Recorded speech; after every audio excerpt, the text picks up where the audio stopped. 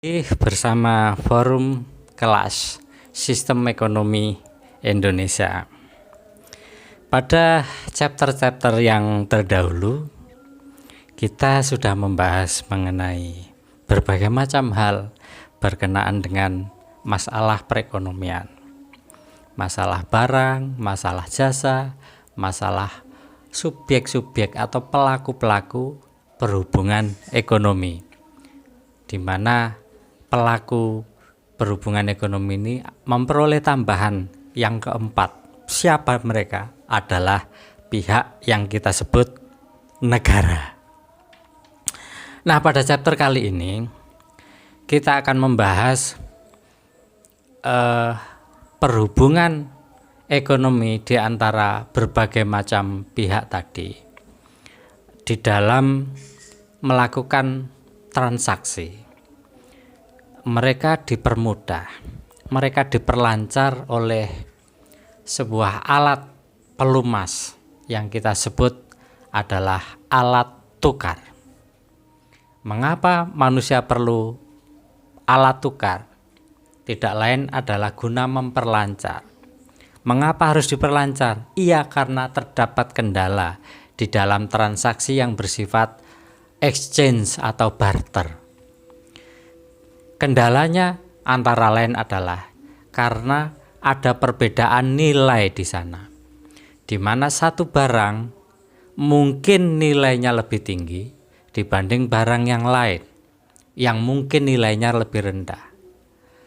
Tinggi dan rendahnya nilai ini terlahir karena tidak sama besaran pengorbanan seseorang di dalam memproduksi atau meng-create barang ataupun jasa tersebut. Inilah yang membuat perbedaan nilai, karena pengorbanan di dalam memproduksi barang tersebut berbeda-beda besarnya. Ada yang berkorban terlampau besar, ada yang berkorban sedang, dan ada yang pengorbanannya sedikit saja sudah bisa menghasilkan barang ataupun jasa. Ini yang menyebabkan perbedaan nilai, sehingga di dalam melakukan barter ataupun pertukaran mereka kesulitan. Lalu kendala yang lain adalah tidak samanya para pihak pelaku-pelaku ekonomi ini di dalam kebutuhannya. Mungkin saja di waktu tertentu seseorang menginginkan kambing, sehingga pihak lain mampu menyediakan kambing. Tetapi di waktu yang lain, mungkin saja pihak tertentu tidak lagi butuh kambing, sementara pihak yang lain yang dimiliki hanyalah kambing. Nah, karena tidak samanya kebutuhan antar pelaku ekonomi semacam ini, maka dibutuhkan sebuah alat yang bisa memperlancar, dan itu hanyalah alat tukar. Atau kelak kita sebut ini sebagai uang. Dengan alat tukar yang berupa uang, maka kendala mengenai perbedaan nilai barang atau jasa bisa diselesaikan. Perbedaan kebutuhan antara pelaku yang satu dengan pelaku yang lain atas barang dan jasa juga bisa diselesaikan. Mengapa demikian? Karena alat tukar, karena uang bisa mewakili atau merepresentasikan nilai dari benda yang akan diinginkan ataupun benda yang akan dicita-citakan kapan dimilikinya. Itu bisa dipermudah dengan adanya uang. Forum peserta kelas Sistem Ekonomi Indonesia, yang perlu kita ketahui dari alat tukar bernama uang ini adalah sebenarnya cikal bakal, asal usul uang itu berasal dari mana. Dalam sejarah mengajarkan kepada kita bahwa ternyata uang tidak begitu saja turun dari langit langsung menjadi uang, tidak. Tetapi ada suatu proses evolusi yang amat panjang, di mana awalnya sebelum uang ditemukan, manusia untuk mempermudah transaksi hanyalah menggunakan sebuah benda di mana benda ini dipersepsikan sebagai benda yang amat langka, amat indah, amat mulia, dan semua orang menyukainya. Benda yang amat langka, amat mulia, dan semua orang menyukainya, pastilah benda itu adalah benda yang bernilai. Ingat, nilai bisa muncul karena kelangkaan. Makin langka benda tersebut, maka nilainya akan semakin tinggi. Dan kemudian peradaban menemukan bahwa benda yang dianggap bernilai, yang langka, yang mulia, dan disukai oleh orang banyak, itu tidak lain adalah logam. Ada yang terbuat dari emas, ada yang terbuat dari perunggu, ada yang terbuat dari perak. Tetapi yang paling punya nilai tinggi adalah yang terbuat dari emas. Sebut saja itu logam mulia.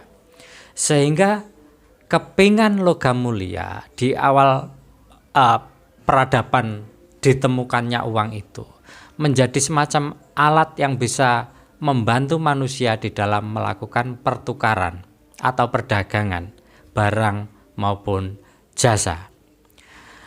Kepingan-kepingan ini di dalam perkembangan berikutnya akan digunakan oleh para pelaku ekonomi itu tidak hanya di sebuah tempat, tidak hanya berlaku lokal, tetapi bisa berlaku di tempat-tempat yang lain. Jadi ada perkembangan atau perluasan tempat berlakunya alat tukar yang terdiri dari kepingan-kepingan logam mulia tadi. Nah, kemudian ketika seseorang di dalam kepemilikannya atas kepingan logam mulia ini makin lama makin besar karena rajin bekerja, sehingga kepingannya terkumpul dalam jumlah yang besar, muncul kerawanan, muncul ancaman dari pencurian, perampasan, dan seterusnya. Apalagi jika seseorang tersebut melakukan perjalanan jauh. Nah, kemudian karena ada ancaman semacam itu, ini menjadikan peluang bagi pihak lain untuk menciptakan sebuah jenis pekerjaan baru, yakni pekerjaan penitipan. Penitipan atas benda-benda berharga, termasuk adalah kepingan logam mulia tadi itu. Nah, jika seseorang ingin aman hartanya yang berupa kepingan logam mulia itu, maka dititipkanlah kepada seseorang yang punya usaha penitipan benda bernilai tadi. Sebagai bukti bahwa orang tersebut telah menitipkan kepingan logam mulia pada orang lain tersebut, maka dikeluarkanlah surat keterangan bahwa si X telah menitipkan kepingan logam mulia itu sebesar sekian atau sejumlah sekian.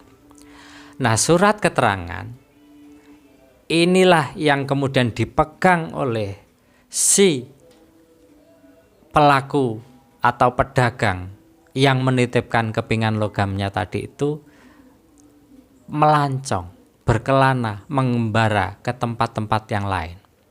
Dan ternyata dalam perkembangan berikutnya, surat keterangan mengenai bukti menyimpan kepingan logam mulia di tempat tertentu ini akhirnya memperoleh apresiasi, memperoleh penghargaan dari orang-orang di tempat yang jauh.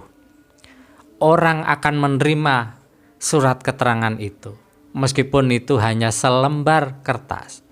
Karena barang siapa yang memegang selembar kertas itu, maka orang itu sama dengan memiliki kepingan logam mulia, yang artinya sama dengan memiliki alat tukar yang jumlahnya tersebut dalam surat keterangan itu. Inilah kemudian yang mengawali cikal bakal kapan uang kertas ditemukannya. Jadi ada dua pengetahuan hari ini kita peroleh. Yang satu, asal usul munculnya alat tukar atau uang logam. Lalu kita peroleh juga pengetahuan tentang asal usul uang kertas, yang tadinya adalah surat keterangan tentang kepemilikan kepingan logam mulia di tempat tertentu. Surat keterangan tersebut berubah menjadi alat tukar yang terbuat dari kertas. Lebih lanjut, alat tukar dari kertas itu kita sebut uang kertas. Dalam perkembangan berikutnya, ternyata perusahaan tempat penitipan kepingan logam mulia yang telah berhasil mencetak surat keterangan yang akhirnya menjadi uang kertas tadi, ternyata menindaklanjuti temuan-temuan atau inovasi-inovasinya itu untuk mencetak surat keterangan sebanyak-banyaknya dengan besaran angka tertentu.